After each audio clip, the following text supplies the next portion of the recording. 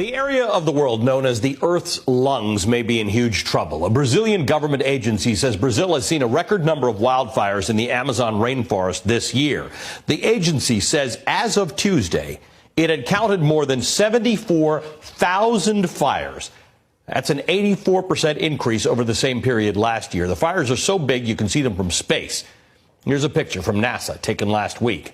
And smoke from those fires may have helped plunge Sao Paulo, Brazil's largest city, into darkness. Take a look at this. Brazil's president, who is a skeptic of climate change, appeared to blame non-governmental organizations for the unusually high number of wildfires, but didn't produce any evidence to back that up. Some of those organizations have blamed Bolsonaro's pro-development policies for a sharp increase in deforestation of the Amazon, which may have played a role in these fires.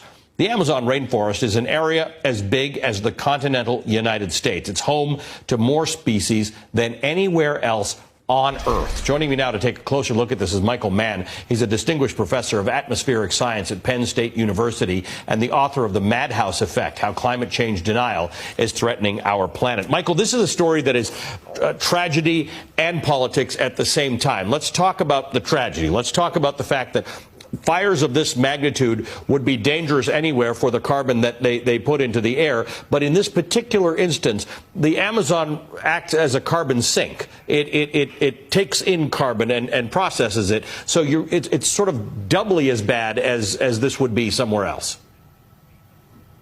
Thanks, Ali. It's good to be back with you. And really, this is a triple whammy, if you will, of human influence. Climate change, the drying and the warming of climate change is creating the conditions for more frequent and intense wildfires in places like the Amazon. Combined with that, you have policies right now under Bolsonaro in particular that encourage deforestation for development, for agriculture, livestock. And so at the same time, this deforestation and these wildfires are putting carbon, as you say, back into the atmosphere.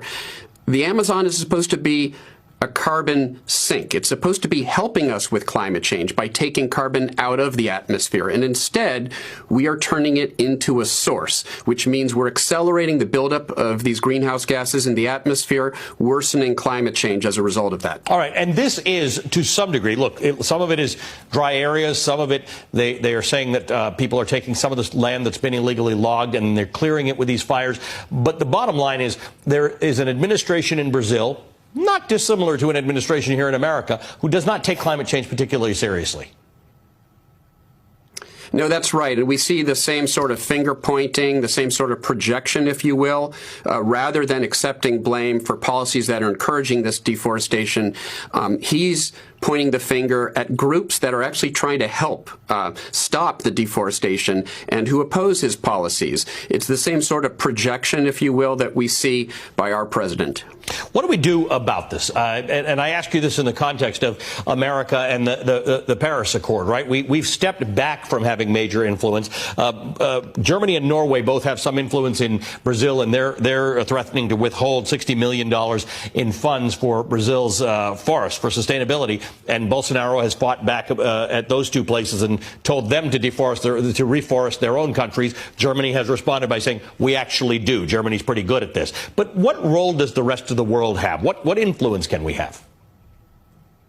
Yeah, well, we have to use all the influence we have to take bad actors to task, whether it's the Trump administration that is trying to go back on our collective commitments to the Paris Accord here in the United States, or people like Bolsonaro, who are, again, going back on their word, going back on the commitment that Brazil had made to do everything it can to lower our carbon emissions. Look, if every country sort of keeps their commitment to the Paris Accord, it doesn't actually solve the problem. It cuts the warming roughly in half. It gets us about halfway to where we need to be.